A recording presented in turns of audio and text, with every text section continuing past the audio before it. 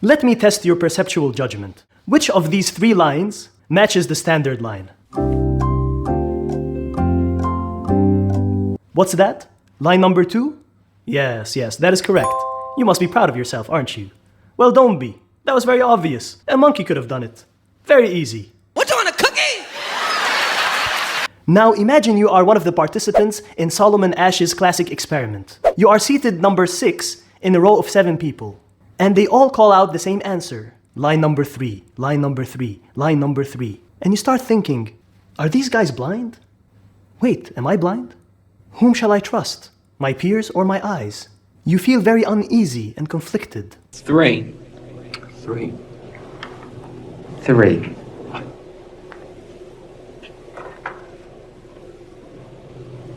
3. In the original experiment, 3/4 of the participants went along with the group at least once. Overall, people conformed to the wrong answer 37% of the time. It is quite concerning to see that well-meaning and reasonably intelligent people are willing to call white black. Now, some of you smart viewers are probably wondering, did the participants know that the answer was wrong and they said it anyway just to avoid the discomfort of going against the group? Or was their judgment actually distorted and they genuinely believed that the group must be correct? Most participants knew that the answer was wrong. I know they're wrong, but why should I make waves? That is called normative influence. This is when you go along with the group, but you don't really agree with them. But some actually started believing that the group must be right. There's 5 of them, and just one of me. They must be correct. This is called informational influence. It's when you go along with the group because you now agree with them. You changed your mind. You're convinced that they are right. Indeed, Solomon Asch repeated the experiment, but this time he told the participant that because he was late, he has to write down his response rather than call it out loud in front of the group.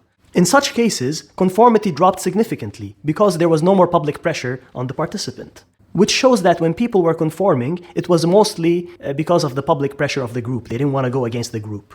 You know, what I find really interesting about this experiment is that the task was easy and it had an objectively correct answer. See, if it was something difficult or subjective, like judging which painting is more beautiful, it is understandable that people would conform. You don't know how to judge art.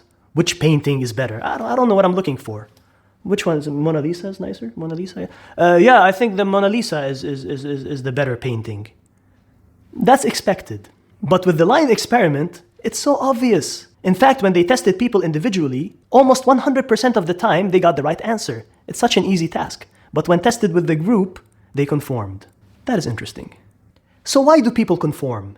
You see, the human being is a social animal. We want to be liked and accepted by the group. We want to fit in. We want to go along to get along. We don't want to be alienated from the group. We don't want to go against the herd. We want to be part of the team.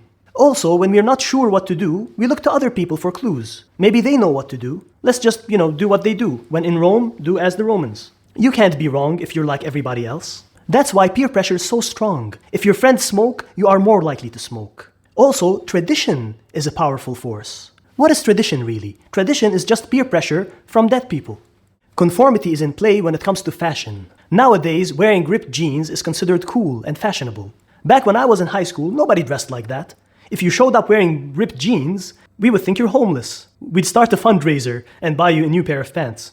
I once watched an episode of Candid Camera where the actors on the elevator all turned to one direction, and the unsuspecting person conformed and turns with them.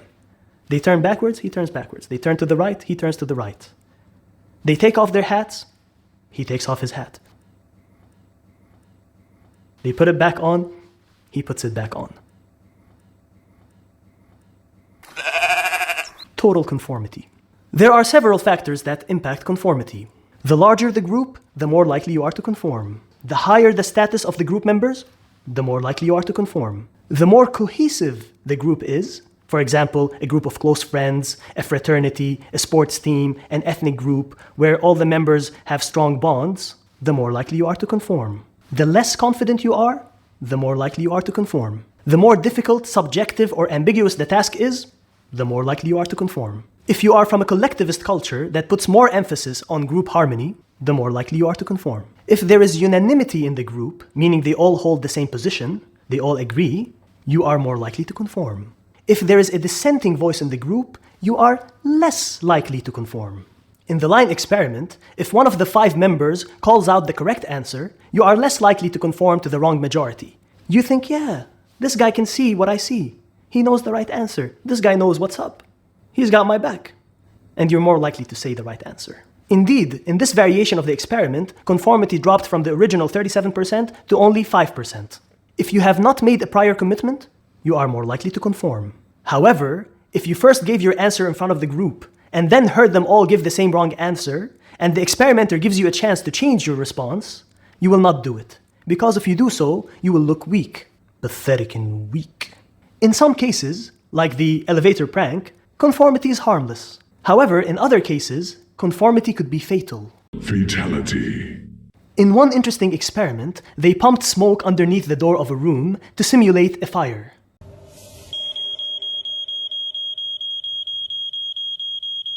When the participant was alone in the room, they did the wise thing and they quickly got up and left. Mary does the sensible thing and evacuates quickly. However, when the participant was with a group of actors who remained seated, they conformed and stayed in the room.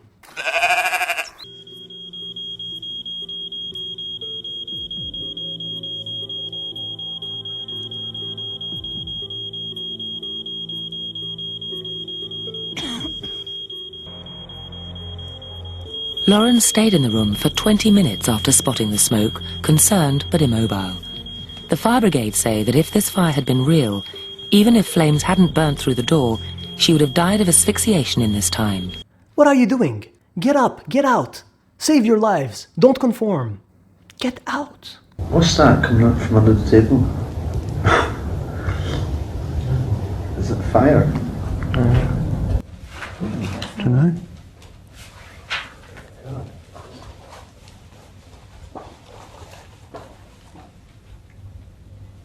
Wait, what do we have here? This guy looks like he has great survival instincts. We should just wait till she comes back. Yeah. You think? Yeah. She said just to wait here, didn't she? What? What's that? What is that? I don't know.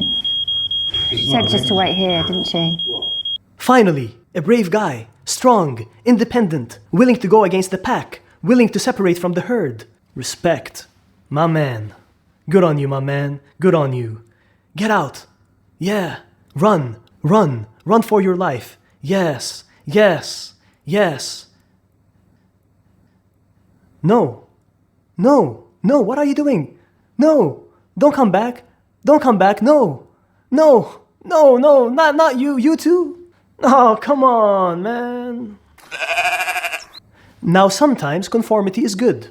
It maintains order in society. It makes social interactions smoother and more predictable. So you don't always have to go against the group. Sometimes it's okay to conform. It's okay to go along with social norms in harmless situations. But make sure you stand up against falsehood and evil. When you have misinformation and harmful behavior, do not conform.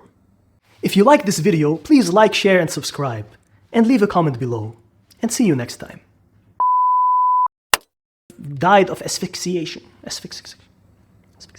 Of asphyxiation. Oh. What you want, a cookie?